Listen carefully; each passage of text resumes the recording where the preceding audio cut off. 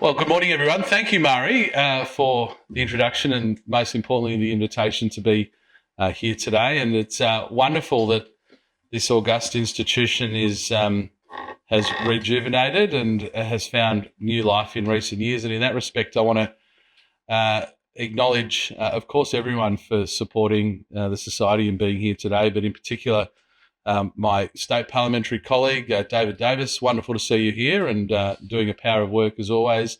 Our outstanding Liberal Senate candidate for the next federal election, Kyle Hoppert.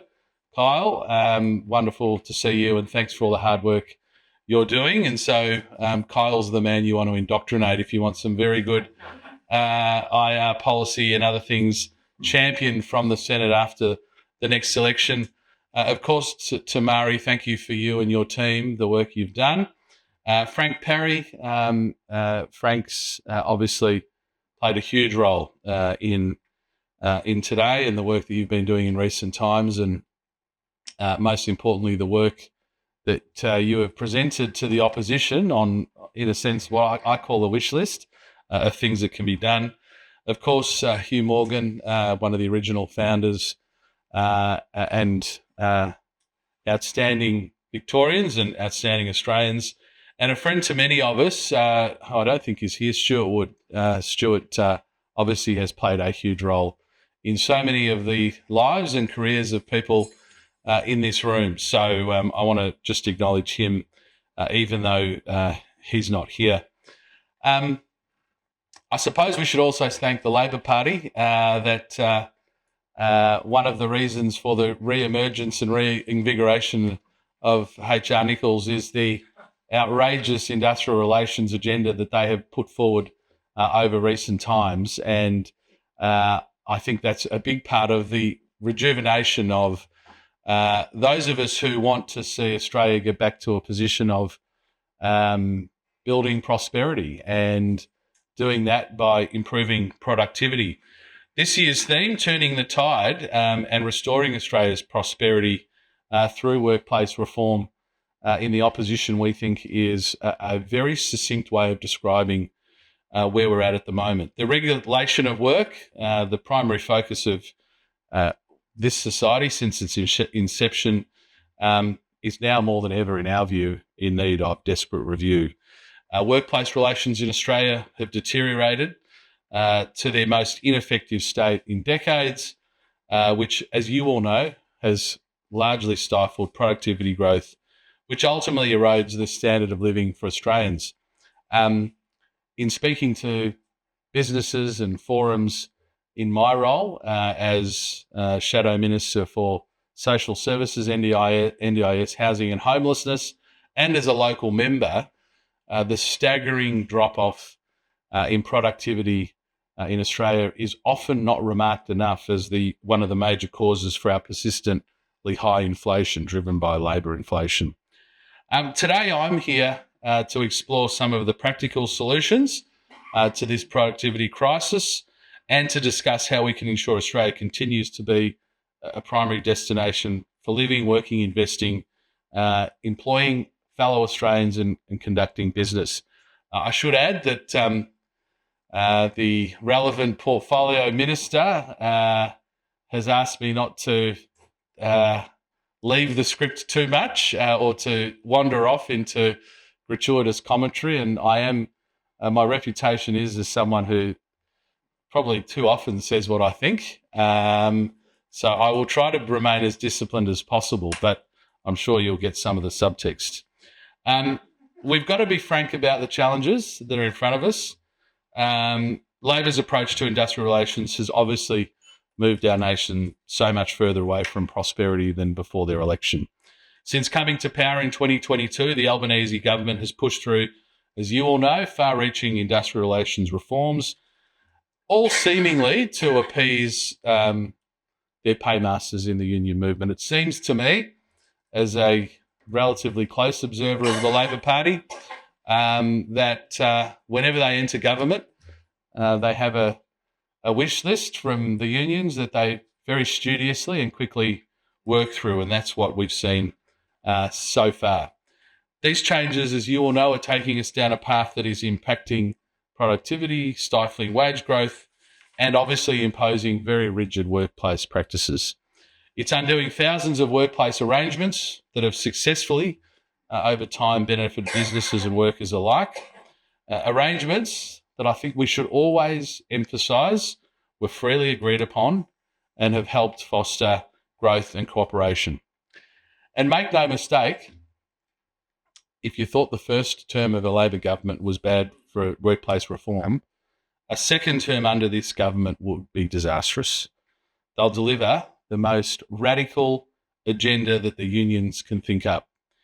And a further word of warning, if they were to do so in an alliance with the Greens, who give them credit for showing who they really are, stand up with the CFMEU, even after recent revelations shows that, if anything, in an alliance with the Greens, they will get dragged, I suspect quite happily, further down that path. They've already started consultations on a portable leave scheme, a concept that they've realised was too radical for now, but will no doubt push if they get the chance. And let's not forget compulsory bargaining fees for non-union members, the concept of compulsory unionism, which I think would shock many Australians. For the Coalition, workplace relations represents one of the most important economic reforms that we can undertake to make our country and our workforce more productive, competitive, and let's never forget emphasising ultimately more prosperous. And it's not always just about working longer hours. In fact, it's rarely that. It's about working smarter and more productively. It's about utilising the capital investment and tools at our disposal to make our workplaces more efficient, more innovative, and ultimately more flexible. And flexibility will be the key to that. Instead, we now have a industrial relations system, let's be honest, for many years, but has been exacerbated, that's confusing, complex, and costly. It hurts businesses, suppresses employment, and has worsened the cost of living crisis. When I meet with businesses throughout our country, a remark that is often made to me is, if I had my time again, Michael, I would never have started this business and employed other Australians. That is a remarkable statement that I hear on a far too regular basis. These are otherwise successful businesses. And to have the founders of those saying, if I had my time again, I wouldn't do this, is terrible. The environment for industrial relations reform, we think, is there because ultimately every Australian will ask themselves, or the wise ones amongst them will ask themselves at the next election, am I better off than at the last election when the Albanese government was elected? And one of the key components of driving down the inevitable answer to that is, well, of course, I'm not better off, is their industrial relations reforms. Surveys by ACCI and Westpac show that business confidence is at its lowest level since the GFC. The cost of living, as we know, has soared, and Australian households have endured the largest fall in living standards of any OECD economy over the past year. The government wants to take credit for all manner of things, but not their irresponsible economic management, which has led to this. The reckless spending compounded by their blindly ideological policies that I think are the reason for many of us being here today. Labor's right to disconnect laws, spearheaded by the Greens, is a pretty good case in point. Giving workers the right to disconnect from work-related comms after hours, supposedly to promote a better work-life balance. It does nothing to address the critical issues facing businesses. And ultimately, what does it mean for workers who are struggling to find or keep a job in an increasingly difficult economic environment? Well, ultimately it means fewer of those jobs will be available. And I think when talking about the environment that we're in now and how fertile the ground is for change, I think it is fair to say, oh, Bev MacArthur, I'm sorry I didn't acknowledge you at the beginning. I didn't see you. Apologies. I've just seen, who else have I met? Oh, and Chris Cruther. Wow, I was very badly briefed before I walked into this room. And of course, The greatest member for Corangamite of all time, Stuart. Wonderful to see you too. Member from NCW. I've really created a rod for my back here.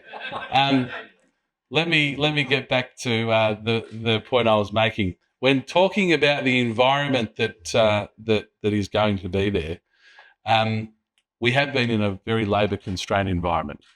So there's no doubt Australians have felt an ability and a portability of work. There's been an abundance of jobs available, and I think we have seen, certainly led by very poor public sector practice, concepts like working from home and other things, which work for some businesses but don't for others, have been demands of employees at a time when they've had that ability. I think in an environment, inevitably, with what always happens when you've got Labor governments, rising unemployment, I think that many employees will reflect on the productivity and the value that they're bringing to their businesses, and the importance of demonstrating that for the simple purpose of remaining employed. And we want ultimately jobs growth. We want people to have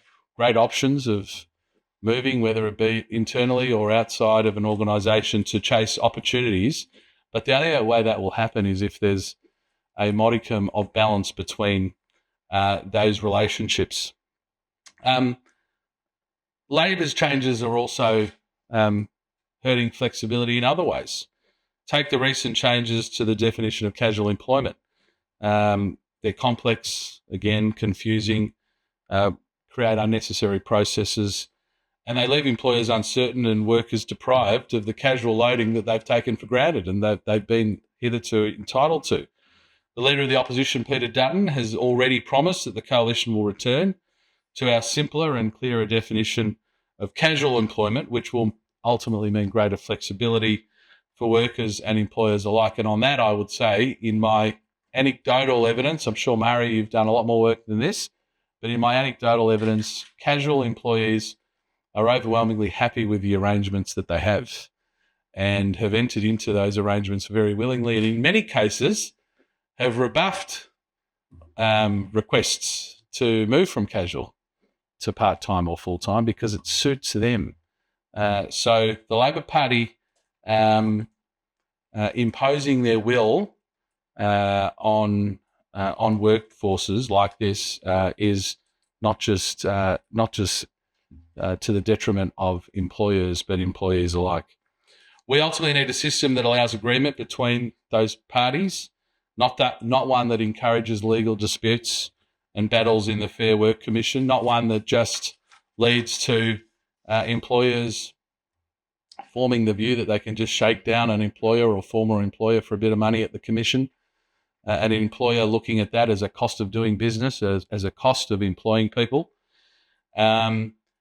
We want to ensure that returns to normal.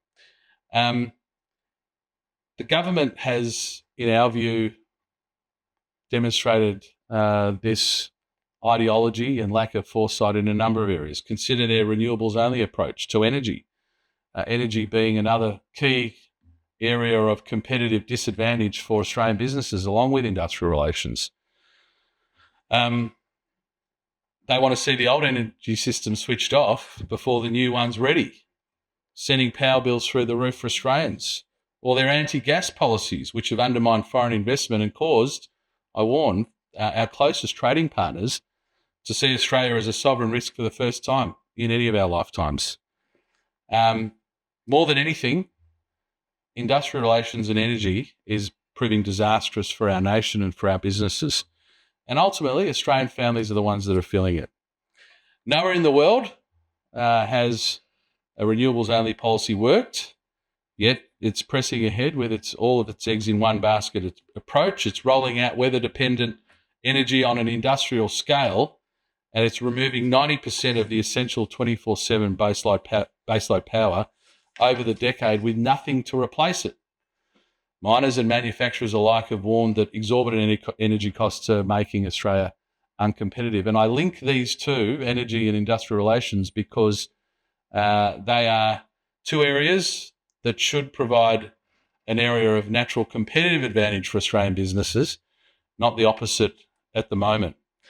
The Albanese government, in our view, therefore, has created a perfect storm of economic self-harm through its environment, industry, industrial relations and energy policies, excessive intervention, putting the government and unions at the centre of our economy, have ultimately led to a less prosperous nation.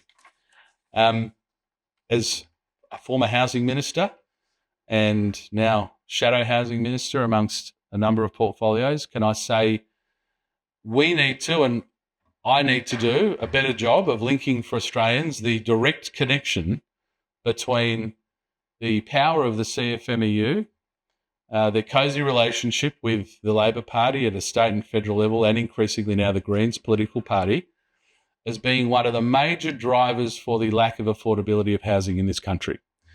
And I think we're making some strides to doing so, but rather than always focusing on the inputs, the shocking power and standover tactics of the unions, we should focus on the outputs. And the outputs are homes that are 30% more expensive to build. And in a country where an apartment in Sydney or Melbourne, 50% of the cost of that apartment is represented by a tax or regulatory charge, the last thing that a young Australian can do is afford an additional 30% loading onto the cost of that project. We've seen this week the state government flailing around trying to tell young Victorians that as the authors of the housing crisis that they are going to somehow be able to solve it. They promised 80,000 homes a year and they've delivered 50. They've imposed more taxes on housing than any other state or any other jurisdiction. And we need to absolutely draw the connection between the way in which this Labor government here in Victoria has facilitated the CFMEU and imposed those additional costs. There's no point providing a framework where projects can be approved by a local council if it's not economic to build or undertake the project. And at the moment, there are projects that are just not economic because the CFMEU tax, the CFMEU 30% tax makes that project not stack up. And so a direct linkage between our housing crisis and the cosy relationship between the Labor and the CFMEU, we think is going to be a very important topic of conversation for all Australians who want to purchase a home into the future. And we've had much to say this week, and I can assure you we'll have much more to say between now and the election on housing and trying to draw the connection between the lack of affordability that is currently faced and the anti-competitive conduct that's going on. A builder in Queensland said to me over the duration of one of their projects, about a $300 million project, that on average they had 3 days of productivity a week over the duration of that project. And under their agreement, work stopped at 35 degrees. Now in Queensland, that means between September and March, very little work is undertaken. However, it normally doesn't hit 35 until about 11 o'clock in the morning.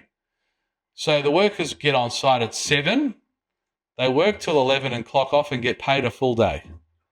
They get a full day for 7 to 11, and that project has 3 days of productivity. And can I tell you, in housing and construction, time kills deals, time kills projects. So we cannot accept an environment where 3 days of productivity in delivering the most important social infrastructure there is, being housing, is being constrained in that way. And that will inform much of our thinking in the industrial relations reforms that we'll take forward. But can I say again to everybody here and to Frank and Murray and the team, the work you're doing in providing to us very detailed and well thought through policy responses to the disaster that we are going to inherit in industrial relations makes life a lot easier for an incoming coalition government. Having had that detailed work done, it will mean there'll be areas we may disagree on, or areas that we choose not to proceed with, but to have the full suite of changes that are going to drive efficiency, productivity and competitiveness in our country will hopefully mean that a coalition government after next May will be able to crack on and get moving quickly in repairing the economic disaster that we are going to inherit. So thank you for having me today, and I'm very happy to take some questions. Thanks again.